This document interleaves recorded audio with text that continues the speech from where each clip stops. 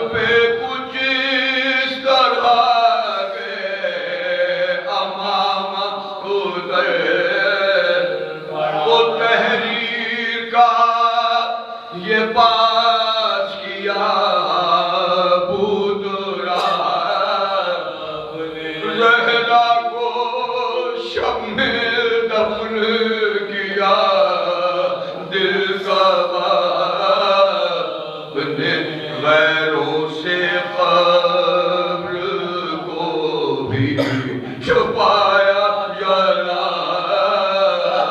نے پر کیا عوض لیا فلک بے حجاب نے پر کیا عوض لیا فلک بے حجاب کیوں زینب غنی سے جہانگیر پھرے مادر تو شب کو دفن ہو وہ ننگے سر پھرے مادر تو شب کو دفن ہو وہ ننگے سر پھرے بابا کو روتے روتے جو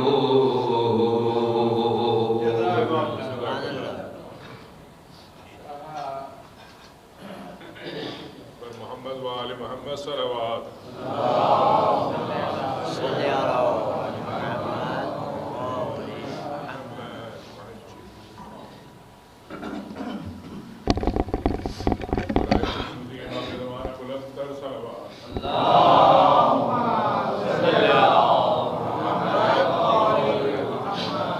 سلام کسی اور کو پڑھنا چاہیے مسجد بات اور میرا بیٹھنا مناسب نہیں کہ بعض ایک سلام امام کے حوالے سے انہوں نے کہا لہٰذا جب اشعار اس کو سلام علیہ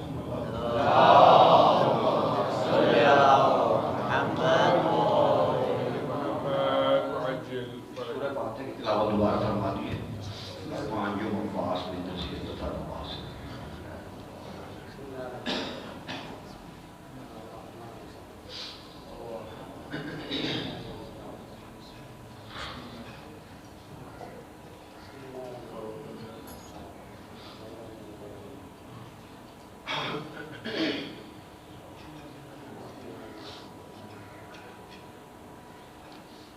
موت کی آغوش میں جب تھک کے سو جاتی ہے ماں موت کی آغوش میں جب تھک کے سو جاتی ہے ماں تب کہیں جا کر تھوڑا سکون پاتی ہے ماں تب کہیں جا کر تھوڑا سکون پاتی ہے ماں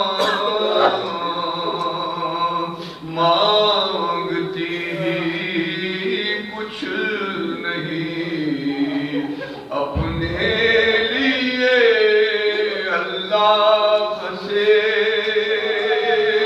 مانگتی ہی کچھ نہیں اپنے لیے اللہ سے اپنے بچوں کے لیے دامن کو پھیلاتی ہے ماں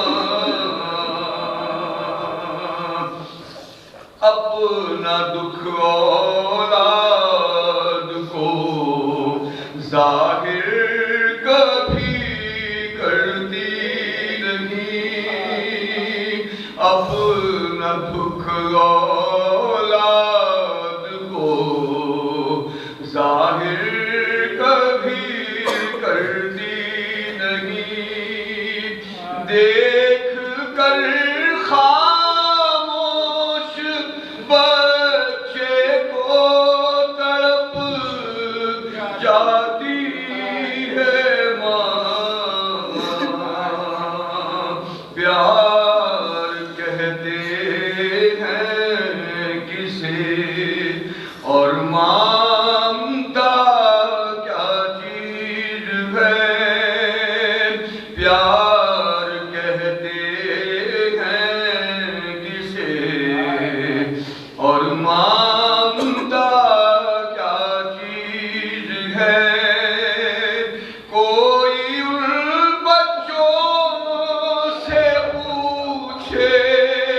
جن کی مر جاتی ہے ماں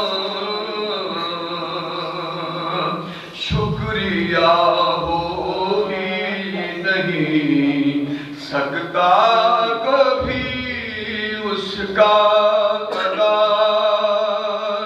شکریہ ہو ہی نہیں سکتا کبھی اس کا ادا مرتے مرتے بھی دعا جینے کی دے جاتی ہے ماں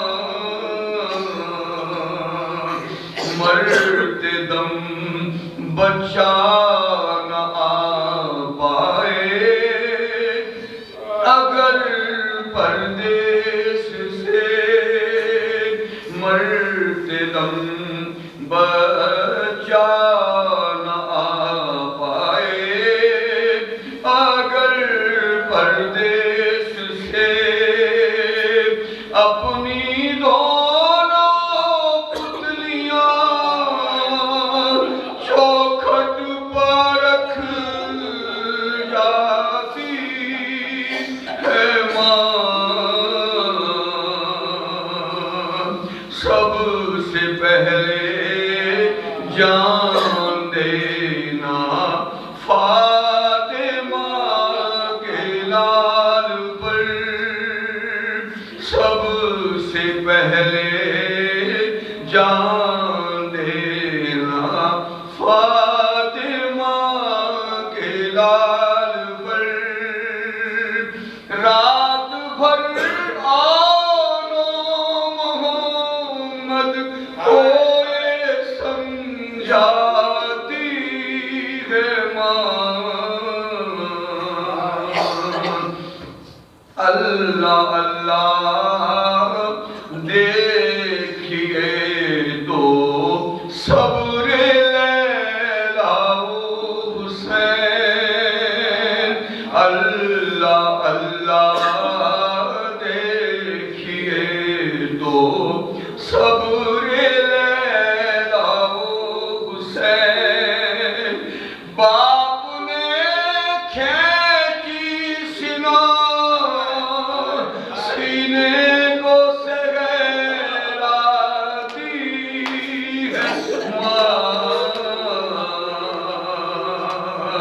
ایسا لگتا ہے کسی مقتل سے ابھی وقت عصر ایسا لگتا مقتل سے ابھی وقت عصر ایک بریدہ سر سے آتی ہے صدا پیاسا ہوں اپنے غم کو بھول کر روتے ہیں جو شبیر کو اپنے غم کو بھول کر روتے ہیں جو شبیر کو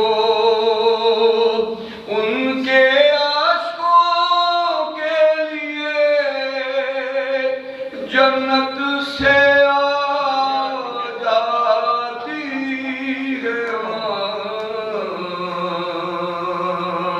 تب کہیں جا کر گا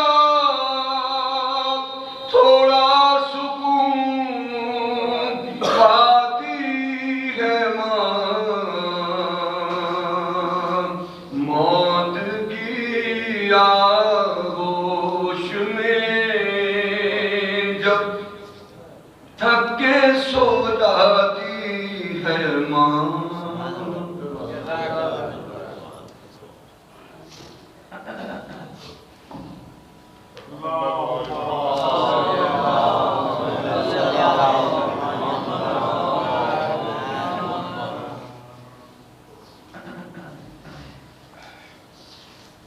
لوٹیے امام زمانہ بلند تر سلوات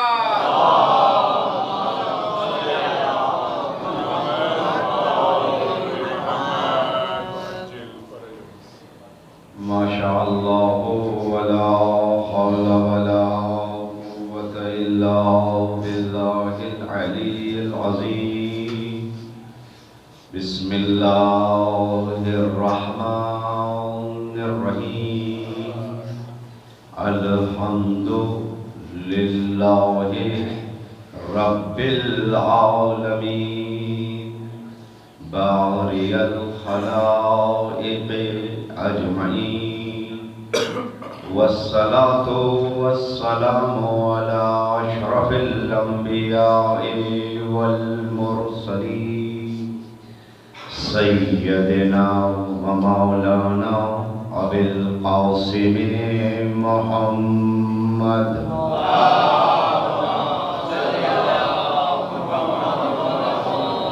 وأهل بيته الطيبين الطاهرين المعصومين واللعنة الدائمة على أعدائهم أجمعين من الآن إلى يوم الدين قال الحكيم في كتابه المجيد بسم الله الرحمن الرحيم هل أتى على الإنسان حين من الدهر لم يكن شيئا مذكورا إنا خلقنا الإنسان من نطفة أمشاج نبتليه فجعلناه سميعا بصيرا إنا هديناه السبيل إما شاهدا وإما كفورا رب اشرح لي صدري ويسر لي أمري واحلل عقدة من لساني يفقهوا قولي بسم الله الرحمن الرحيم اللهم كن لوليك الحجة ابن الحسن صلواتك عليه وعلى آبائه في حوضه الساعة وفي كل ساعة وليا وعاقلا وقائدا وناصرا ودليلا وعينا حتى تسكنه أرزك طوعا وتمتعه فيها طويلا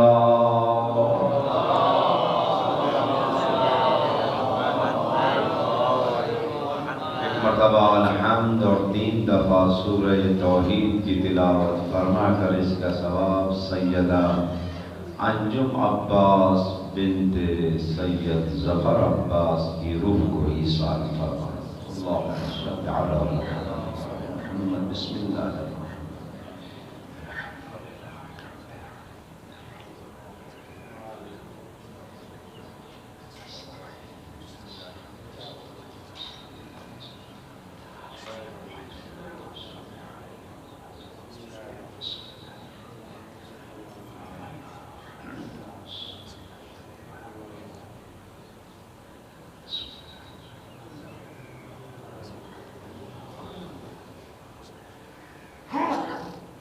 مرحومہ کے درجات کی بلندی کے لیے اپنے اپنے گناہوں کی معافی کے لیے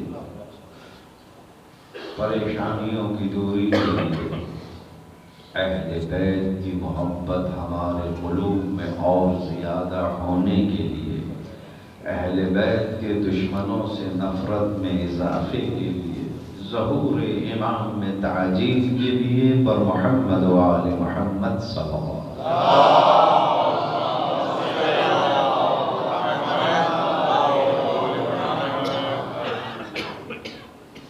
مجلس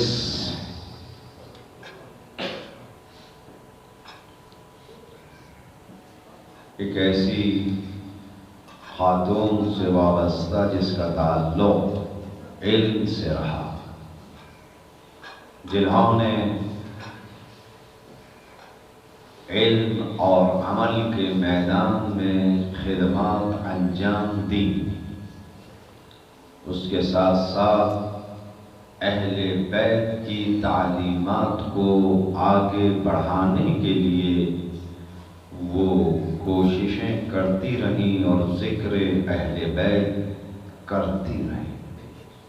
وقت کتنی تیزی سے گزر جاتا ہے، احساس نہیں ہوتا کہ کل جسے دفن کیا تھا آج اس کی برسی میں بیٹھے۔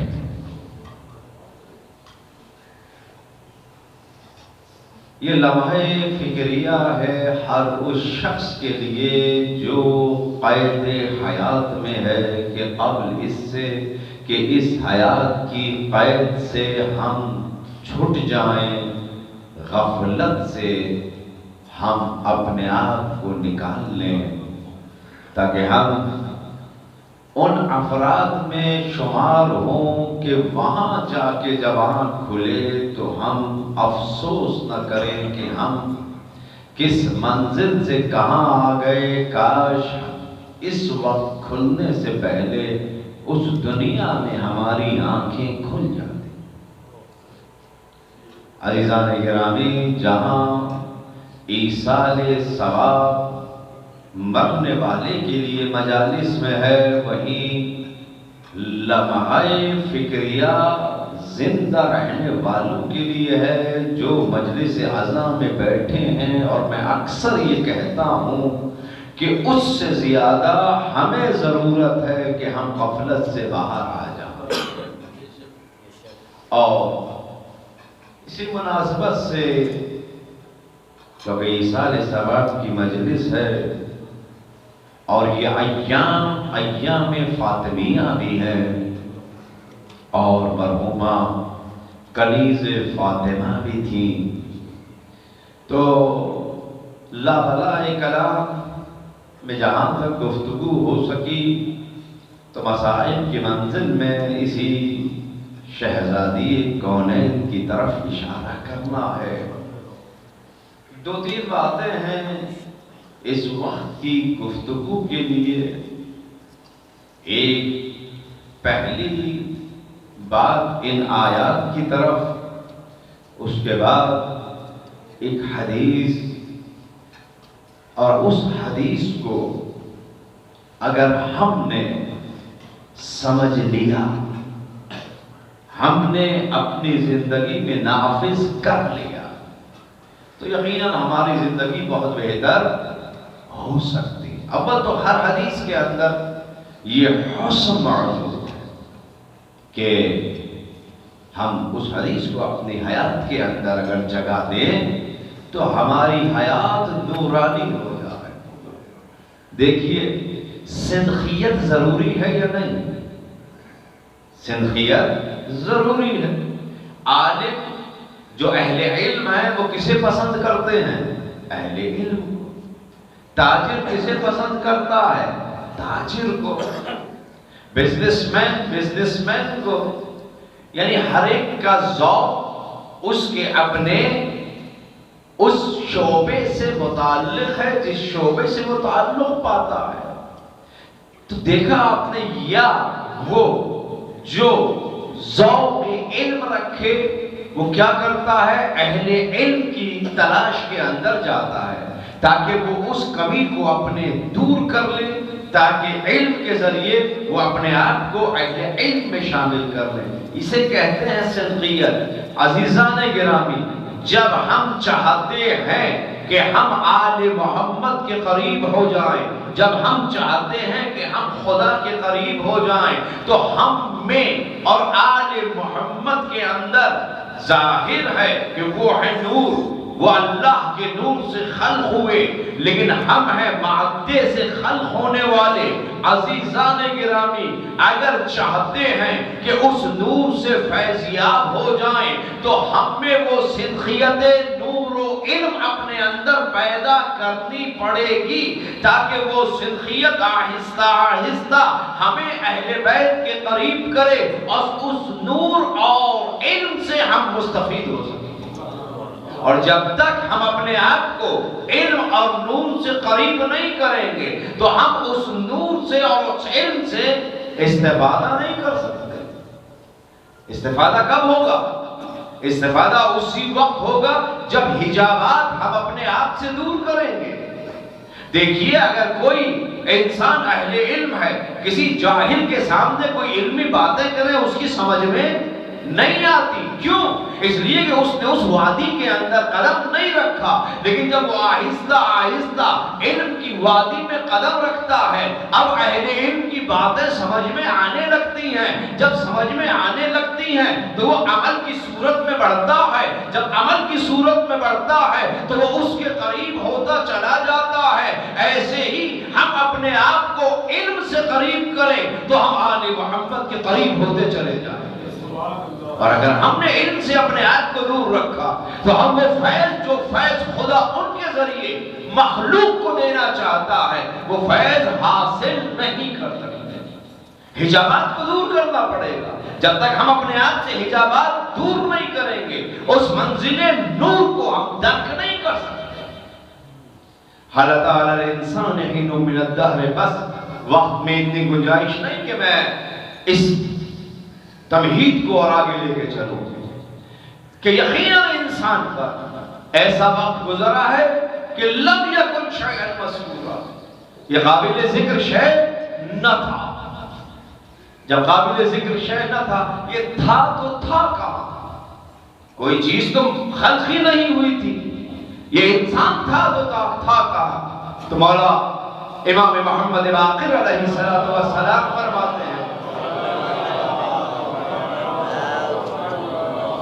کان مقدورا فی العلم ولم یکن مکونا، یہ کیا تھا؟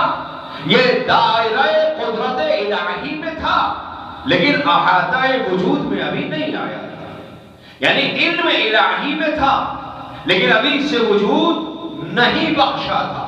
تو اب اس انسان کو جو کوئی شے نہ تھا تو خدا نے کیا کہا؟ هل اتى على الانسان حين من الدهر لم يكن شيئا مذكورا انا خلقنا الانسان من نطفة امشاج نبتليه فجعلناه سميعا بصيرا، ہم نے اسے مخلوق پانی سے خلق کیا، اور میں نے کبھی اشارہ کیا تھا اس آیت کے ذیل میں کہ وہ خالق جس اس انسان کو خلق کرنے کے بعد اپنے قصیدے خود پڑھے ہیں، ایسی مخلوق میں نے خلق کی، تو کیا ضرورت پیش آئی کہ اس کی اصلیت کی طرف اشارہ کر رہا ہے؟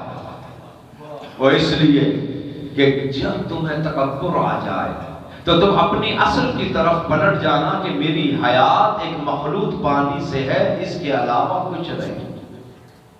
تمہارا تکبر ختم ہوتا ہوا نظر آئے گا۔ تو عزیزان گرامی، آیات الہی کے اندر غور کریں، فکر کریں تو ہم انسان بن جائیں۔ اصل منزل کیا ہے؟ ہمیں انسان بننا ہے، اور انسان کب بنیں گے؟ جب اللہ کی آیات کے اندر غور و فکر کریں گے۔ تو جب تم اپنی اصل کی طرف چلے جاؤ گے، غور کرو گے، فکر کرو گے، تمہارا یہ غرور اور یہ تکبر کیا ہوگا؟ ختم ہو جائے گا۔ تکبر نے کیا کیا؟ راندہ درگاہ الہی بنا دیا۔ ہزاروں سال عبادت کرنے والا جب تکبر کی منزل میں آتا ہے تو ساری عبادتیں ہی چپوچ ختم، لیکن جب وہ انسان متواضع ہوتا ہے، اپنے آپ کو اس منزل تسلیم کے اندر لے آتا ہے، تو اب اس انسان پر الدافات الہیہ ہوتے ہیں، یہ مرکز لطف الہی بن جاتا ہے، اور جب انسان مرکز لطف الہی بن جائے اب اسے کسی اور کی فکر نہیں ہوتی۔ کیوں؟ یہ اس کی نگاہ کا مرکز بن گیا کہ جس نے کائنات کے اندر ہر چیز کو جو بنایا ہے وہ اسی انسان کے لیے بنایا ہے، اور اس انسان کو اپنے لیے بنایا۔ خلقت الاشیاء لأجلک وخلقتک لأجلی، تمام چیزیں ہم نے تیرے لیے بنائی، تجھے اپنے لیے بنایا۔ آج انسان پریشان اس لیے ہے کہ اس نے اس اصل حدیث قدسی کو بھلا دیا ہے، یہ اللہ کو چھوڑ کے سب کا ہو گیا۔ اسے کس کا ہونا چاہیے تھا؟ اللہ کا، لیکن یہ اللہ کو چھوڑ کے سب کا ہو گیا۔ اِنَّا هَدَيْنَاهُ السَّبِيلَ إِمَّا شَاهِدًا وَإِمَّا كَفُورًا، ہم نے سبیل ہدایت کو قائم کیا، چاہے تم شکر گزار بن جاؤ، چاہے تم کفران نعمت کرنے والے۔ عزیزو، نعمتیں تو بہت ہیں، سب سے بہترین نعمت کون سی ہے جو اس انسان کو خدا نے دی ہے؟ وہ نعمت وجود حضرت محمد مصطفیٰ صلی اللہ علیہ وآلہ وسلم۔ اس سے بڑھ کر کوئی نعمت ہے؟ نہیں۔ اسی نعمت کے ذریعے خدا نے انسان کو اپنے قریب کیا ہے یا نہیں کیا؟ اسی نعمت کے ذریعے۔ پھر اس کے بعد کون؟ آئمہ خدا اور حضرت زہرا سلام اللہ علیہا۔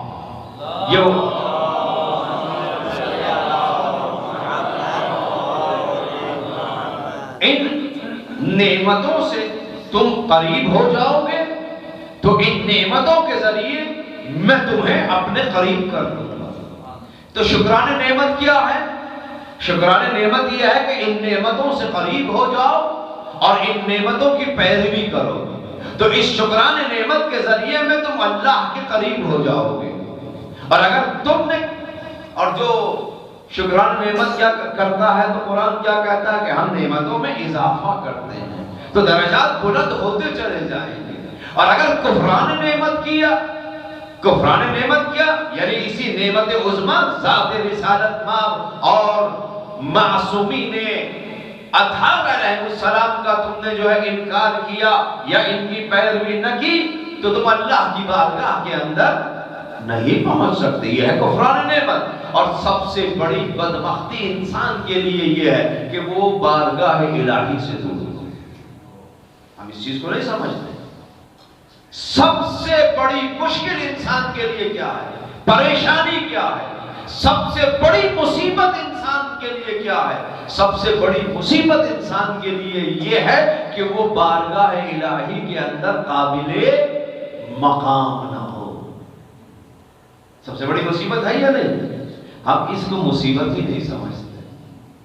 ہم کہتے ہیں لوگوں کے درمیان مقامات ملتے رہیں، اللہ کے ملے نہ ملے اس کی پرواہ نہیں ہے۔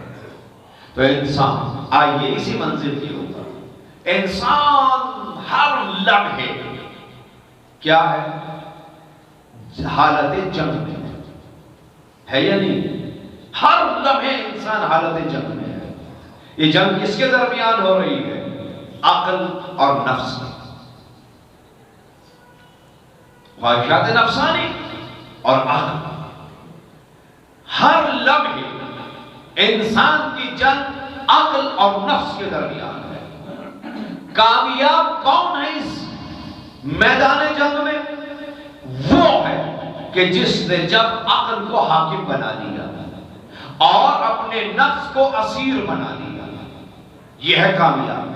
اور جس نے اپنے نفس کو امیر بنایا، حاکم بنایا اور عقل کو اپنی اسیر کر لیا، محکوم کر لیا، یہ ناکام انسان ہے۔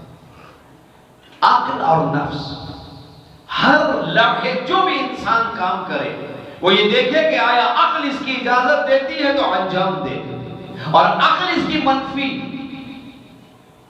کرتی ہے یعنی روکتی ہے، نفس کہتا ہے کرو اور یہ انجام دیتا ہے، تو یہ انسان جو ہے وہ ہے ناکام انسان ہے۔ دیکھیے وہ انسان جو اطمینان کی کیفیت میں داخل ہو جاتا ہے وہ ہمیشہ اپنی عقل کو امیر رکھتا ہے اور اپنے نفس کو اسیر رکھتا ہے۔ وہ انسان کیا ہے؟ اطمینان نفس پاتا ہے۔ اور جو ایسا نہیں کرتا وہ اطمینان نفس حاصل نہیں کرتا۔ دیکھیے جب عقل حاکم ہو جاتی ہے نا، یہ بارگاہ الہی سے دور کر ہی نہیں سکتی، اہل بیت کے در سے یہ دور کر ہی نہیں سکتی۔ اور جیسے ہی نفس حاکم ہو جاتا ہے یہ انسان شیطان کی راہ پہ چلنے لگتا ہے۔ بارش ترین مثال حضرت حر ہے یا نہیں؟ جب تک نفس حاکم رہا یزید کے لشکر میں رہے، جیسے ہی عقل حاکم ہوئی فرزند رسول کے قدموں میں آ گئے۔ عقل حاکم ہوئی نا، تو جیسے ہی عقل حاکم ہوئی، ہو ہی نہیں سکتا کہ عقل امیر ہو اور یہ انسان راہ ہدایت سے دور ہو، یا اہل بیت یا رسول کے در سے دور ہو۔ بس چاہے وہ عمل کی منزل ہو میری یا آپ کی، اگر ہم اہل بیت کی تعلیمات سے جس لمحے دور ہیں، سمجھ لیں اس وقت ہماری عقل محکوم ہے، نفس ہمارا امیر ہے۔ تو ہر لمحے ہم اس حالت جنگ کے اندر ہیں۔ تو کامیاب انسان کون ہوتا ہے؟ حالت جنگ میں 24 گھنٹے رہتے ہوئے اپنے حواس کو یکجا رکھتا ہے، غافل نہیں ہوتا۔ جب وہ حالت جنگ میں غافل ہوتا ہے تو دشمن جہاں سے چاہے اس پہ وار کر دیتا ہے۔ اب اگر یہ انسان غفلت سے اپنے آپ کو نکال لے، شیطان اس پر حاوی ہو بھی نہیں سکتا۔ ہو سکتا؟ نہیں ہو سکتا۔ کیوں؟ یہ غافل نہیں ہے۔ تو سب سے بڑھ کر کیا ہے؟ اسلحہ سارا ہے اس کے پاس حالت جنگ میں۔ کیا کروں، وقت نہیں ہے، میں آگے پڑھتا چلا جا رہا ہوں، اس حدیث کی طرف بھی آنا ہے۔ تو دیکھیے حالت جنگ میں اسلحہ سارا ہے، لیکن ایک غفلت نے اسے کیا کر دیا؟ شکست کے اوپر مجبور کر دیا۔ ہمارے پاس اہل بیت بھی ہیں، ہمارے پاس خدا بھی ہے، ہمارے پاس قرآن بھی ہے، پھر ہم بے راہ اس لیے ہیں کہ غافل ہیں۔ اسلحہ تو سب ہے یا نہیں ہے؟ خدا ہے، رسول ہے، آل رسول ہے، قرآن ہے، تعلیمات ہیں، اس کے باوجود ہم گمراہ کیوں؟ کیونکہ غافل ہے۔ جو غافل نہیں ہے وہ ان تمام اسلحے سے اپنے آپ کو مستفید کر رہا ہے اور محفوظ کر رہا ہے شیطان سے۔ کر رہا ہے یا نہیں کر رہا؟ تو یہ چیزیں کون بتائے گا؟ صاحبان علم، اہل علم ہی بتائیں گے۔ تو جب اہل علم کی بارگاہ کے اندر ہم پہنچتے ہیں تو پھر کیا ہوتا ہے؟ ہم نورانی ہو جاتے ہیں، اور جب نورانی ہو جاتے ہیں تو منزل یہ آتی ہے کہ جب مالک کی شہادت ہوتی ہے، مالک اشتر کی، تو امیر المومنین یہ کہتے ہیں کہ مالک کو مجھ سے وہ نسبت تھی جو مجھے رسول سے تھی۔ معمولی بات ہے یہ، یعنی میری پشت کے اوپر کون تھا؟ مالک۔ جس طریقے سے میری وجہ سے رسول کی پشت محکم تھی، اس مالک کی وجہ سے میری پشت محکم تھی۔ یہ منزل کب آئی؟ ایسے تو نہیں آ گئی نا، مالک نے اپنے آپ کو علی کا غلام بن کے دکھایا، ہم عقیدتاً ہم عملاً، عقیدے کی بنیاد پر بھی عمل کی بنیاد پر بھی۔ تو ہم اگر کفران نعمت کریں گے، یعنی اہل بیت کی تعلیمات، ہم اپنے لیے بات کر رہے ہیں کہ ہم اہل بیت کی تعلیمات پہ اگر عمل نہ کریں تو کیا ہوگا؟ کفران نعمت ہے یا نہیں؟ آپ کے گھر کے اندر بہترین ڈاکٹر ہے، اسپیشلسٹ ہے، لیکن اس کی ہدایات پہ عمل نہ کریں تو لوگ کیا کہیں گے؟ بہت ہی بے وقوف تھا، گھر کے اندر بہترین ڈاکٹر اس مرض کا اسپیشلسٹ ہے، لیکن ہدایت پہ عمل نہیں کیا، نتیجہ کیا نکلا؟ ہلاک ہو گیا، مر گیا۔ تو عزیزان گرامی، یہ نورانی ہستیاں ہمارے پاس ہیں، اس کے باوجود ہم نور سے دور ہیں۔ دیکھیے یہ وہ مطالب ہیں، یہ وہ گزارشات ہیں جن کے اوپر توجہ کرنا بہت ضروری ہے۔ درود بھیجے محمد و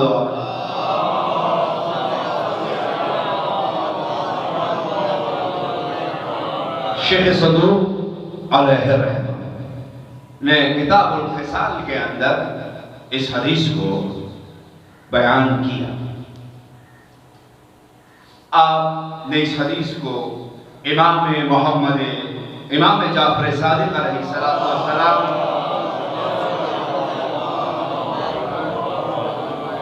اب ظاہر ہے ایک طرح سے اس کو آپ مقدمہ سمجھ لیں اب تک کی گفتگو کو اس حدیث کے لیے کہ ہم نور سے قریب ہونا چاہتے ہیں، نورانی بننا چاہتے ہیں، تو اس حدیث کے اندر ارشاد ہوا 40 من کن فیہ کان فی نور اللہ العظم۔ اربع من کن فیہ، یہ 4 چیزیں جس کے اندر موجود ہوں، جس میں 4 چیزیں پائی جائیں تو کیا ہوگا؟ کان فی نور اللہ العظم، تو اللہ کا نور اعظم اس کے اندر موجود ہو۔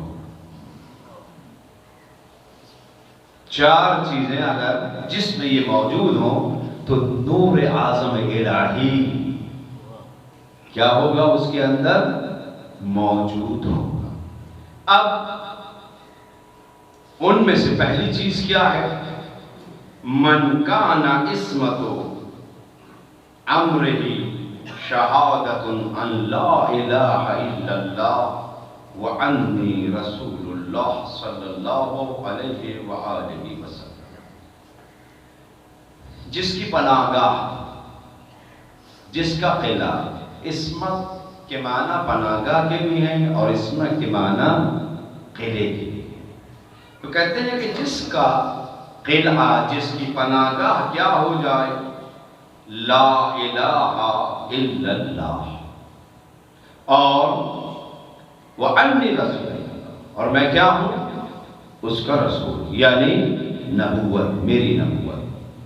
تو جس میں یہ پہلی چیز موجود ہو 4 میں سے، تو اس کے اندر کیا ہوگا؟ نور الہی اعظم اس کے اندر موجود ہوگا۔ اب نور اعظم الہی سے مراد کیا ہے؟ کہ جو نور موجود ہوگا نا انسان کے اندر، جس میں 4 چیزیں ہوں، اس نور سے مراد کیا ہے؟ تو قرآن مجید کی آیت ہے کہ اللہ نور السماوات والارض۔ تو امام محمد باقر علیہ السلام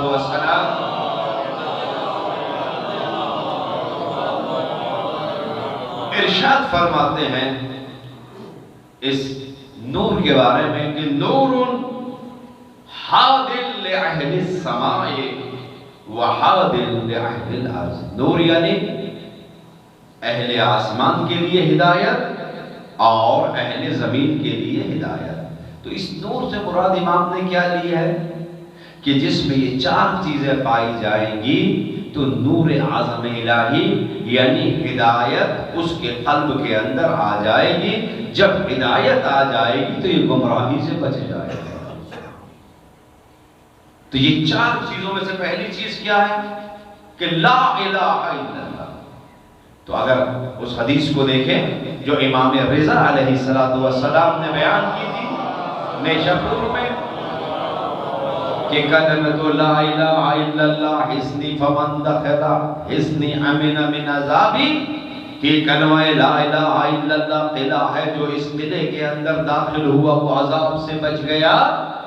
پھر آگے بڑھ کے کیا کہا؟ بشرطہا وشروطہا وعنا من شروطہا، کہ اس قلعے میں داخل ہونے کی چند شرائط ہیں، ان میں سے ایک شرط کیا ہے؟ میری ولایت ہے۔ تو اب یہ لا الہ الا اللہ کے قلعے میں داخل ہونے کی شرط کیا ہے؟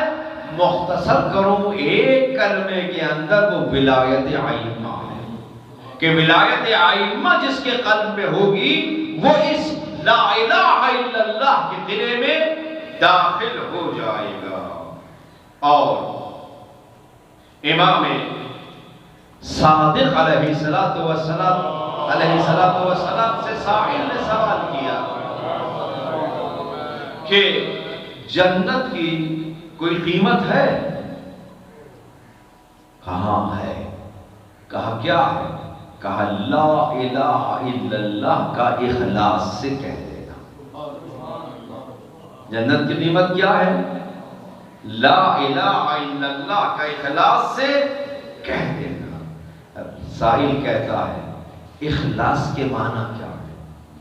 کہا اخلاص کے معنی یہ ہے کہ جو اس نے کہا اللہ نے اس کے کہنے پہ عمل کرو، یہ ہے اخلاص۔ لا الہ الا اللہ اخلاص کے ساتھ کہو یعنی جو اللہ نے کہا ہے اس کے کہنے پہ عمل کرو، یہ ہے بہشت کی قیمت۔ اور یہ بہشت کی قیمت کس کو ملے گی؟ بشرطہا و شروطہا، جو ولایت کی شرط کے ساتھ لا الہ الا اللہ اخلاص سے کہے گا۔ اور اگر لا الہ الا اللہ شرطوں کے ساتھ انجام نہیں دیا تو کیا ہوگا؟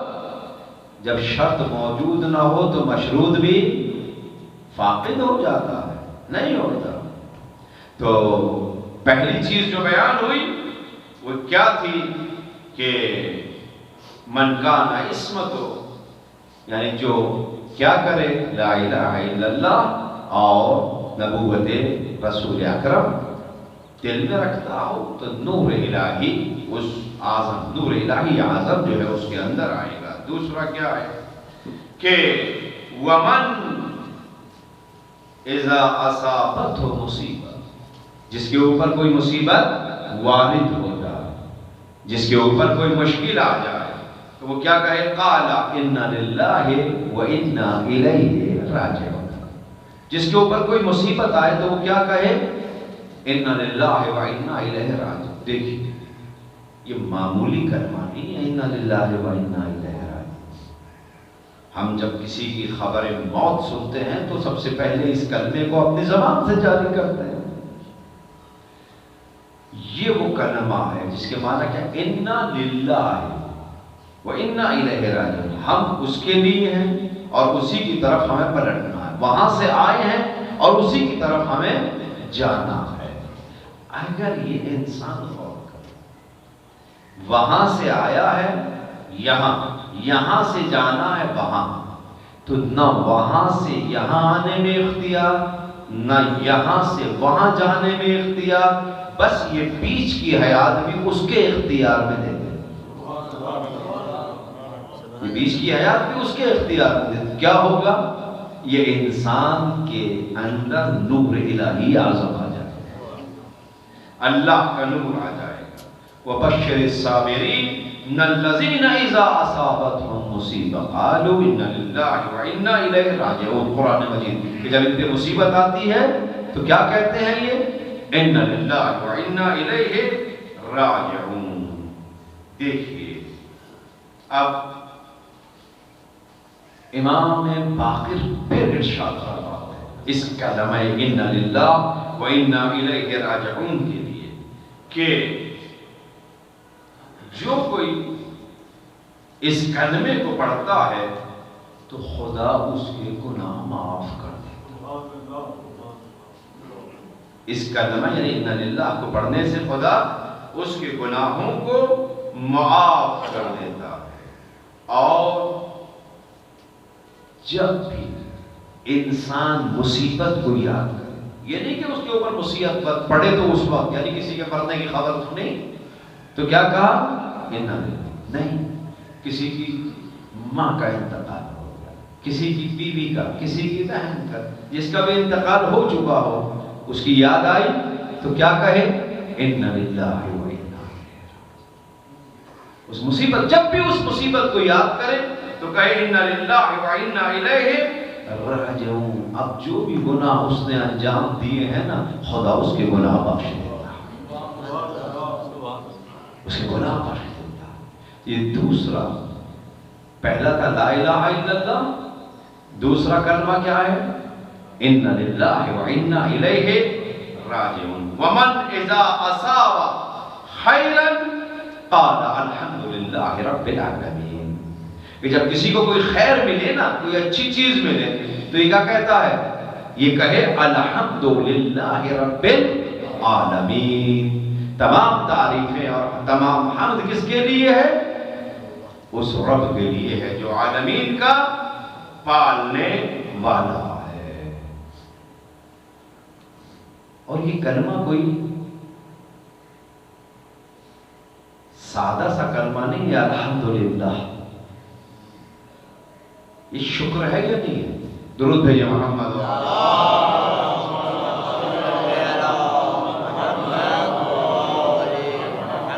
جب بھی نعمت ملتی ہے تو ہم کہتے ہیں الحمدللہ، کھانا کھایا شکر الحمدللہ، کسی کو خدا نے اولاد دی الحمدللہ.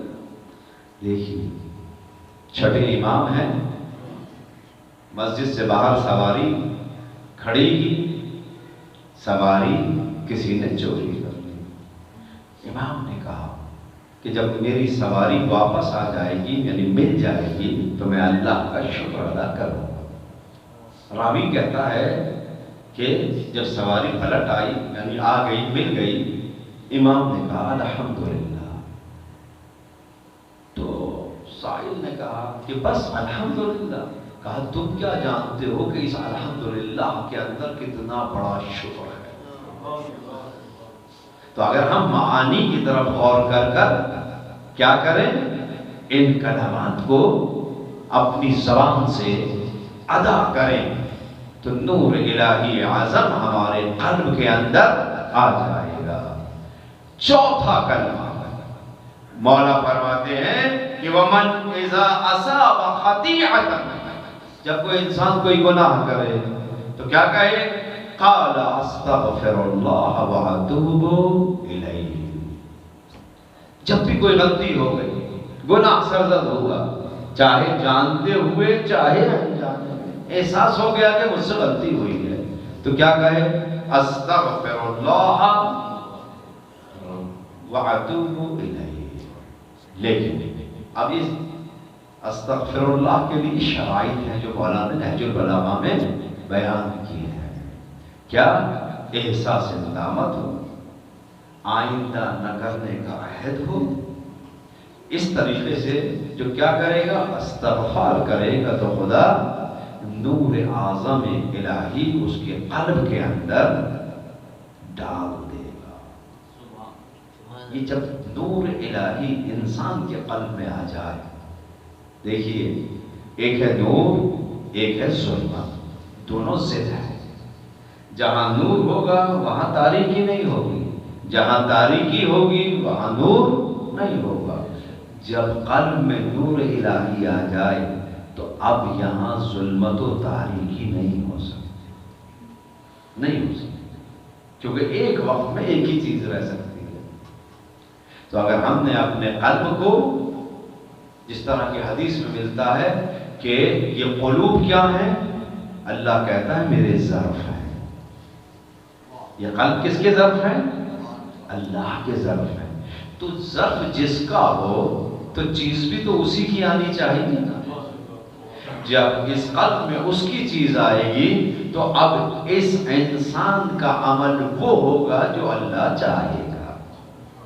تب یہ انسان کیا ہوگا؟ سب کے لیے سود مند ہوگا. تو عزیزان گرامی، اس حدیث اور اس حدیث سے قبل کی گفتگو کو اگر ہم کیا کریں، خلاصہ کریں، تو یہ خلاصہ دو جملوں میں ہوگا. ایک جملہ ہے ذکر اللہ اور ایک ہے مہاجرت الی اللہ. ایک جملہ کیا بنے گا پوری گفتگو میں؟ ذکر اللہ. انسان کیا کرے؟ ذکر الہی کرے. اور وہ تمام گفتگو اب آپ کے ذہن میں رہنی چاہیے اس ذکر الہی کے ذہن میں. دیکھیے حضرت موسیٰ کا زمانہ ہے، ایک شخص جو کہ منکر خدا ہے اور اس پر تمام نعمتیں موجود ہیں، اس کے پاس شکوہ کیا کہ یہ تیرا منکر ہے، سب نعمتیں اس کے پاس ہیں. تو جواب قدرت آیا، موسیٰ ہم نے اسے سب سے بڑی مصیبت میں مبتلا کر رکھا. اور وہ مصیبت کیا ہے کہ ہم نے اپنے ذکر کی لذت اس سے چھینی ہوئی. تو دیکھا آپ نے خدا نے کیا کہا، ذکر اللہ. جو ذاکر ہے اسے سب سے بڑی نعمت ملی ہوئی ہے، اور جو غافل ہے چاہے پوری دنیا اس کے پاس ہو وہ سب سے بڑی مصیبت ہے. تو خلاصہ کیا نکلا؟ ذکر اللہ. اور دوسرا کیا؟ مہاجرت الی اللہ. مہاجرت الی اللہ یعنی کس کی طرف؟ جاؤ ہجرت کرو اللہ کی طرف. تمہارا ہر قدم جب اللہ کی طرف ہوگا تو تم کیا کرو گے؟ اللہ سے قریب ہوتے چلے جاؤ گے.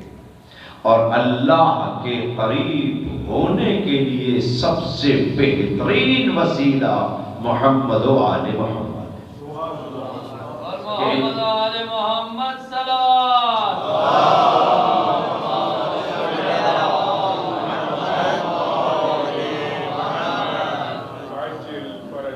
سب سے بہترین ذریعہ نور الہی سے مستفید ہونے کا آل محمد. ان کے غم میں غمگین رہو، ان کی خوشیوں کے اندر خوشیاں مناؤ. ایک ہستی جو روح مصطفیٰ ہے، اس کا نام ہے سیدہ بہجت و قلبی بھی ہے رسول کی، اور روح مصطفیٰ بھی ہے. خود مصطفیٰ نے کہا عزیزو اس ہستی کے اوپر کتنے مظالم ہوئے کہ آپ نے مرثیہ پڑھا ہے کہ اگر روشن دنوں کے اوپر یہ مصیبتیں آتی تو وہ تاریک راتوں میں تبدیل ہو جاتی. مقام رسالت میں آپ دیکھیے اور اس بیوی کی منزلت کو دیکھیے.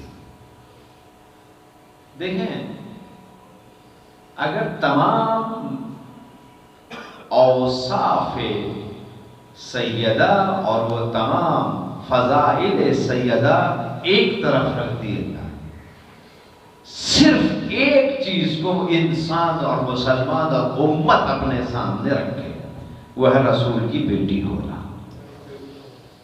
کیا کہیں دیکھا ہے کہ جس کا کلمہ پڑھا جائے اسی کی اولاد کے ساتھ اتنا ظلم ہو؟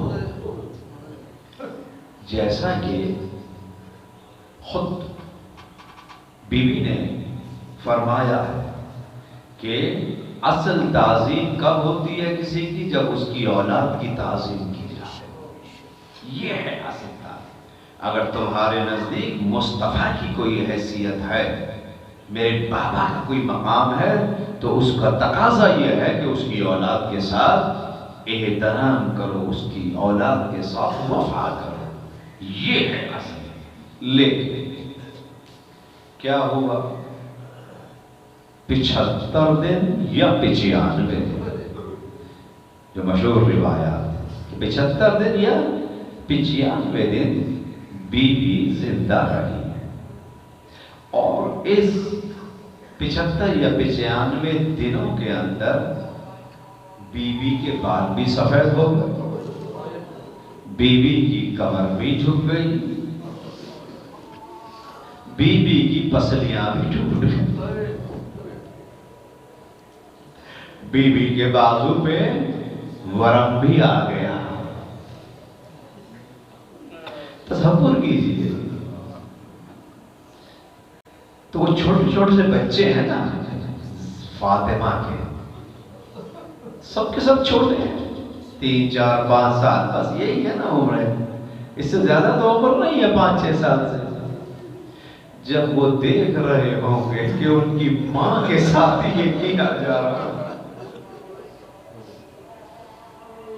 تو ان بچوں کے اوپر کیا گزرتی ہوگی، کیا کیفیت ہوگی امیر المومنین کی، کہ جب وہ ظلم ہوتا ہوا دیکھ رہے تھے. جب پوچھا نا علی سے کہ سب سے بڑی مصیبت کیا ہے کسی مرد پر، کہا سب سے بڑی مصیبت یہ ہے کہ اس کی ناموس کی بے احترامی کی جائے اور وہ کچھ نہ کر سکے. تو دیکھا علی نے کیا کہا؟ وہ سب سے بڑا مظلوم میں ہوں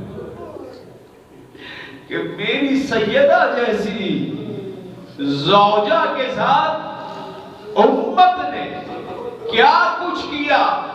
اور ابھی رسول کی حیات کو ختم ہوئے کتنے دن ہوئے تھے کہ سب بھول گئے. عزیزو، فاطمہ وصیتیں کرتی ہیں امیر المومنین سے. ان میں سے ایک وصیت یہ ہے کہ علی میرے بعد میرے بچوں کا خیال رکھنا. علی کا خیال نہ رکھتے، یقیناً رکھتے، لیکن ماں ہے نا، اس لیے کہہ رہی ہیں کہ میرے بعد میرے بچوں کا خیال رکھنا. ہاں، جب جناب خدیجہ کا وقت آخر تھا تو جناب خدیجہ نے بھی جناب رسول خدا سے وصیت کی تھی کہ اے اللہ کے رسول، میرے بعد کوئی میری فاطمہ پہ بلند آواز سے نہ بولے. اے مسلمانوں، کیا تم نے ام المومنین کی وصیت پہ عمل کیا؟ نہیں، آواز بلند کرنا تو کجا، تم نے فاطمہ پہ ہاتھ کو بلند کیا. تم نے ہاتھوں کو فاطمہ کے اوپر بلند کیا. فاطمہ زمین پہ گر گئی. عزادارو، علی فاطمہ کے پاس بیٹھے ہیں، آتے ہیں. فاطمہ کہتی ہیں علی کبھی نہیں ہوا کہ آپ تشریف لائیں تو میں آپ کے احترام میں کھڑی نہ ہوں. لیکن علی کیا کروں، مجھ میں طاقت نہیں ہے، بہت زخمی ہوں، مجھے معاف کر دو، میں آپ کے احترام میں کھڑی نہیں ہو سکتی. پسلیاں ٹوٹی ہوئی ہے. عزادارو، علی بیٹھے ہیں، فاطمہ لیٹی ہے. گفتگو ہو رہی ہے، علی کی آنکھوں سے آنسو جاری ہے. علی کی آنکھوں سے آنسو جاری ہے. ایسے میں فاطمہ نے اپنے ہاتھوں سے علی کے آنسوؤں کو پوچھا. علی کے آنسوؤں کو پوچھنے کے بعد ان آنسوؤں کو اپنے سینے میں مل لیا. علی نے پوچھا فاطمہ یہ کیا کیا؟ علی نے جب یہ پوچھا تو فاطمہ نے کہا علی میرے بابا سے سنا ہے، میرے بابا سے سنا ہے جب کسی مظلوم کے آنسو اپنے سینے پہ مل لو تو سینے کا درد کم ہو جاتا ہے.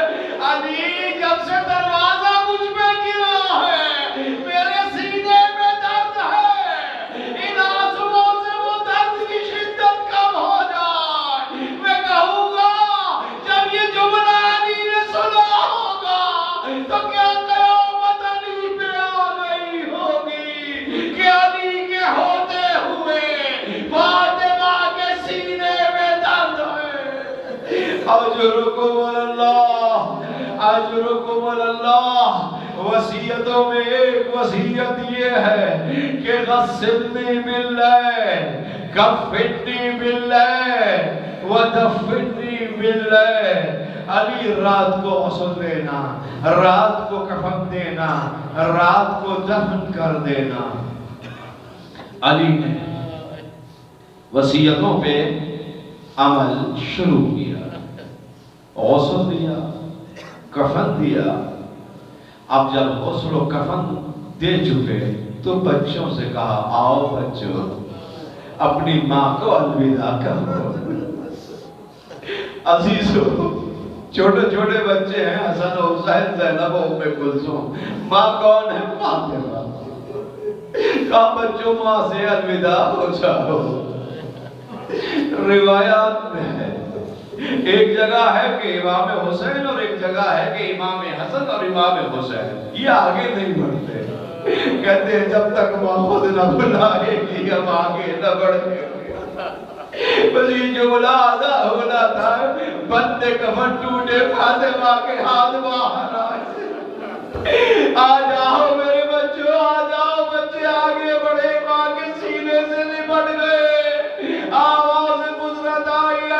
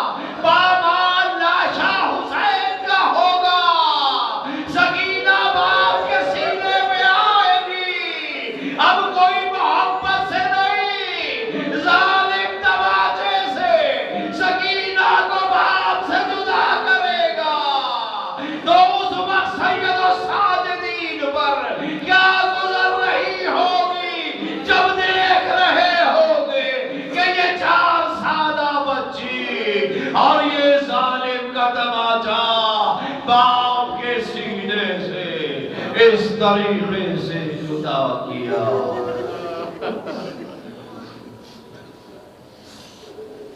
وَسَيَعْلَمُ الَّذِينَ ظَلَمُوا أَيَّ مُنقَلَبٍ يَنقَلِبُونَ إِنَّ لِلَّهِ وَإِنَّا إِلَيْهِ رَاجِعُونَ۔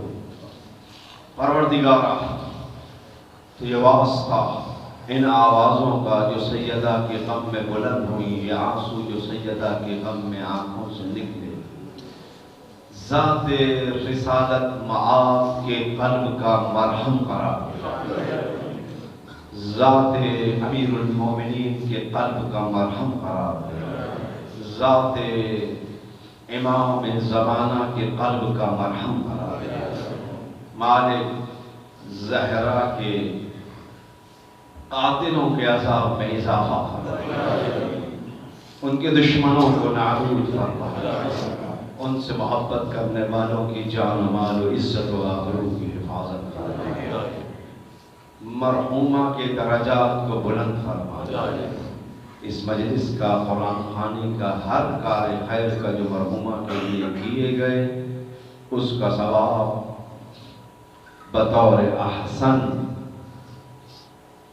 حضرت فاطمہ کے صدقے میں ان کو ایصال فرما، جناب زہرا کی کنیز خاص کے طور پر انہیں اپنی بارگاہ میں مہمان قرار دے، پسماندگان کو، اولاد کو، شوہر کو، بہن بھائیوں کو، سب کو صبر جمیل عنایت فرما، مالک ہمارے گناہوں کو معاف فرما، پریشانیوں کو دور فرما، شر جن و انس سے محفوظ فرما، ظہور امام میں تعجیل فرما، برحمتک یا ارحم الراحمین۔ ایک مرتبہ الحمد اور 3 دفعہ سورہ توحید کی تلاوت فرما کر مزید اس کا ثواب انجم عباس بنت ظفر عباس کی روح کو نثار۔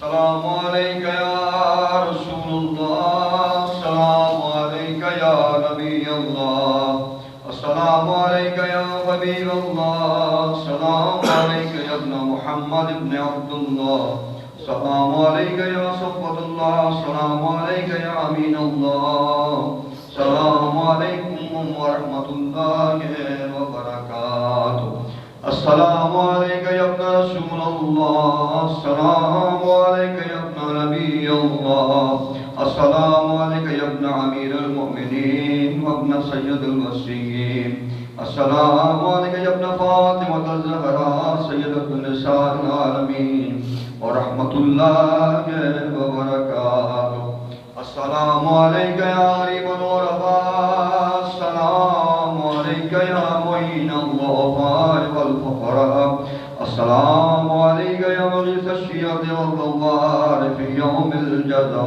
السلام علیکہ یا انیس النفوس، السلام علیکہ ایھا المرحوم بعرض طوس، السلطان والحسن علی ابن موسیٰ ایھا الرضا راضی بالقدر والقضاء ورحمۃ اللہ وبرکاتہ، السلام علیکہ یا صاحب العصر والزمان، الامان الامان من فتنة الزمان، السلام علیکہ یا خلیفۃ الرحمن، السلام علیکہ یا امام الانس والجان، السلام علیکہ یا مظہر الایمان، السلام علیکہ یا شریک القرآن، السلام علیکہ یا حامی الکفر والطغیان، السلام علیکہ یا امام زماننا ھذا عجل الله تعالى فرجك وسهل الله تعالى مخرجك وظهورك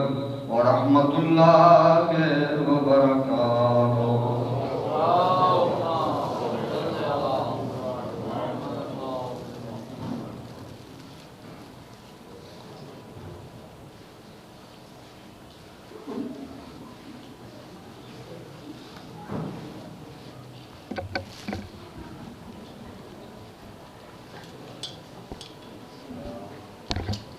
بیٹری ختم ہوئی تھی اس کی اصل میں وہ لنک ختم ہو گیا وہ.